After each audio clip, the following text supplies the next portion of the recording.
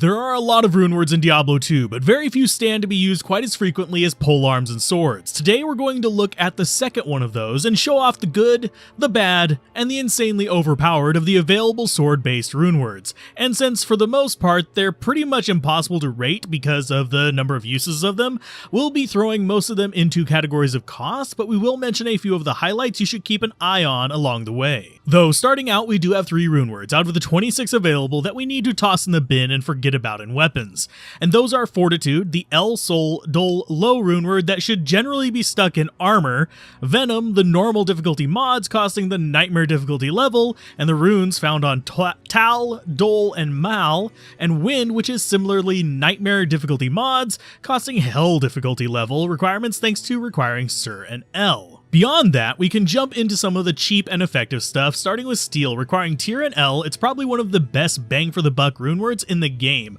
although the bang is small, because the buck is, well, small too. It brings speed, open wounds, and a few other nice mods to the table for dirt cheap. There's also Steel's almost equally cheap big brother, Malice, coming in at the cost of Ith, L, and F, with even more bleed and even better mods, albeit costing a little bit of life per second that you can counter with, say, a skull in your helmet or a prayer mercenary from Act 2. Only a bit more expensive than its brother, it's still an exceptionally commonly used starter weapon in normal and still a very good bang for the buck. After that, we notch up a little bit in price, but still fairly budget with Strength, costing Am and Tier. This is an exceptionally affordable source of crushing blow and life leech that can be put into a variety of weapons thanks to only requiring 2 sockets, and it is easily one of my favorite early sources of crushing blow, at least in the runeword space. After that, we have a handful of unfortunately forgotten, but slowly coming back to awareness runewords, starting with Honor for Am, L, Ith, Tier, and Soul. It's also quite cheap and easy to get in Nightmare, and it grabs you plus all skills, good damage boosts, and life leech among other things, and is honestly, like I've said about 27 times now, really good bang for the buck. The other one is King's Grace, similarly cheap at Am, Ral, and Thul, with fairly similar stats, just with a pinch of elemental damage instead of, well, like plus skills and stuff. Out of the 2, I generally prefer Honor, but only requiring 3 sockets, it does make King's Grace a little easier to pull off, and, well, it does use some easily accessible runes in early Nightmare, late Normal. As far as moving into the more expensive options, let's get Silence out of the way. Dol, Eld, Hell, Ist, Tier, and Vex. It's not a terrible runeword, in fact it's quite the opposite, packing great resist, decent damage, attack speed, hit recovery, blind, mana leech, etc. The big drawback is the Dol rune curse of causing, well, enemies to flee. That makes this a lot better for range attacks, but it can be fun in some swords. I usually just don't like doing it in melee just because of that flee, but usually you can spend it on something solid without the flee effect. But we do have something else in a similar, it's good but slot, but with explicit uses, as it's the only option for certain builds that need Zeal or Berserk, and that is Passion, costing Dol, Ort, Eld, and Lem. It's also packing good base stats with attack speed, enhanced damage, attack rating, etc., with the inclusion of an unrestricted point in both Zeal and Berserk. It does have specific uses that nothing else can do, so you kind of have to live with the monster flee effect on this. Moving into the massive number of runewords without these drawbacks though, we have a solid mix of budget and expensive options, each good for their own builds or stages of development. We'll start with one of the best mid-level runewords for sword users, and that's Lawbringer, costing Am, Lem, and Co. It's not quite low budget, but it's also not terribly expensive, and packs a solid number of decent stats with elemental damage, rest in peace, a fairly big 20% chance of dropping Decrepify on enemies. It definitely sits in the realm of sleeper swords that people ignored for a very long time, but did finally get recognition as a few popular creators have acknowledged its uses over the years. Another similar mid-tier runeword that's actually quite a bit cheaper is Crescent Moon, costing only Shale, and Tier. You get a decent bit of damage, ignore target defense, open wounds, and even a reduction in enemy lightning resistance stacked on a static field on striking effect, which works out quite well for a number of builds, especially faster hitting ones. After that is Voice of Reason. Again, sitting in the same price range as Lawbringer, this is the big competitor to a more popular runeword called Rift. This one being a little bit more restrictive but still a lot of fun, also only costing Lem, Co, L, and Eld, which is not terribly expensive. While this weapon looks odd at first glance, the cold damage output available through attacks and natural damage, as well as the sneaky bonus to demons and undead that make it a bit more damage than you'd expect, not to mention it's one of the only few weapons that cannot be frozen. Though speaking of cannot be frozen, our first of the ethereal bunch is another weapon in that handful, costing Am, Bear, Ist, Soul, and Sur. We have Eternity, the always good but never best in slot runeword. With solid damage, crushing blow, blind, slow, leech, and indestructibility, this is a fun runeword for those 5-socket ethereal weapons that you want some perks on. Just don't have your paladin use those revive charges, you have been warned.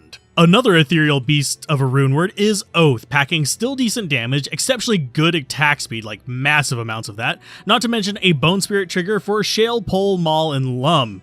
You end up with a fairly fun weapon for Zealots and Frenzy Barbarians, but also a bit of an odd weapon choice for a melee Necromancer build that people generally don't acknowledge. It's just a fun, ethereal, decent damage weapon that you can kind of throw in on a lot of uses for not terribly expensive. Our third ethereal weapon in this cluster I'm putting here just to be snarky, but that is Breath of the Dying, and it's here because a lot of people overestimate the value of Zod compared to other runes due to its rarity. That said, for Vex, Hell, Eld, Zod, and Eth, this is a pretty solid weapon, though the options for putting it in swords are kind of hit or miss due to 6 sockets.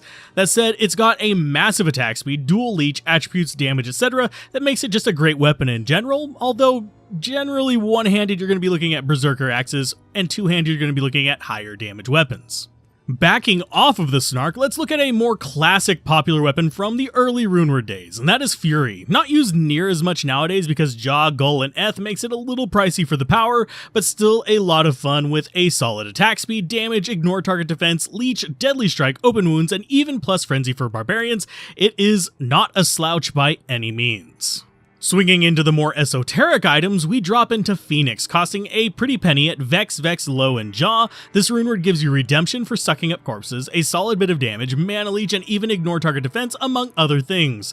The only major drawback of this runeword is that Firestorm can interrupt attacks, but it's still a lot of fun to play with, and if you're doing a Zealot, it can't actually interrupt the Zeal, but it can prevent you from getting another Zeal out very quickly if it comes at the end of your initial Zeal. Of course, we can't go without mentioning Phoenix's cousin, Hand of Justice. For Sur, Cham, Am, and Low, you get very similar effects, but don't have that Firestorm interruption, and gain a bit more attack speed and Holy Fire Aura instead of Redemption, not to mention a few additional perks such as Freezing Target, Life Leech instead of Mana Leech, and a Blind effect. Generally, it's the better of the two as far as weapons go, but they're both among my favorite less loved weapons that need a bit more attention. Further in, we would be remiss not to mention Kingslayer. While expensive at Mal, Gull, and Fall, it's a fun little 4-socket runeword that brings a slew of decent mods to the table, like Crushing Blow, Open Wounds, even attack speed and damage boost. It also sneaks in a pinch of Vengeance that you can use. Though, with how Vengeance works, that's going to be a bit of limited use unless you build around it specifically.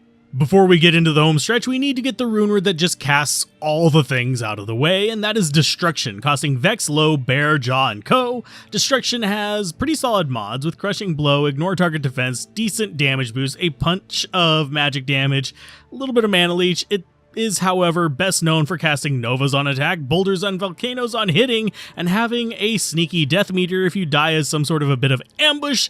That is unfortunately useless if you're playing hardcore. Moving into the home stretch, we see the runewords that most people love far too much in Swords, to the point where pretty much most people probably know these by heart. But let's knock them out, starting with the one that generally doesn't matter what you put it in as much as maybe like some odd stuff in like Paladin Scepters, and that's Call to Arms, which in and of itself has decent fighting mods with plus skills, attack speed, damage leech, etc., but is mostly used for the barbarian warcries tied to it and the massive boost to life and mana they can give. And for the cost of Am, Ral, Mal, Ist, and it's not a bad deal at all as long as you get good warcry rolls. Generally, people do put it into lighter weapons that they're never going to actually swing at things though. On the more combat-oriented front, we have Death, an interesting runeword with Crushing Blow, Deadly Strike, solid damage, attack rating perks, and a fun Glacial Spike on attack trigger, all for Hell, Vex, Ort, and Gull. It sits as some people's favorite runeword. For me, it usually sits as a support runeword on Swords, only getting first line worth on Axes because of indestructibility. It basically worked into the cost, and is almost always better on ethereal weapons. After that, we have the most annoying runeword to say, which that alone knocks it down a bit, and that is Last Wish, costing Jaw, Mole, Jaw, Sur, and Jaw and Bear. It's actually a good runeword, packing Might Aura, solid damage, Crushing Blow, Blind, Magic Find, Ignore Target Defense, and really good procs for Life Tap and Fade.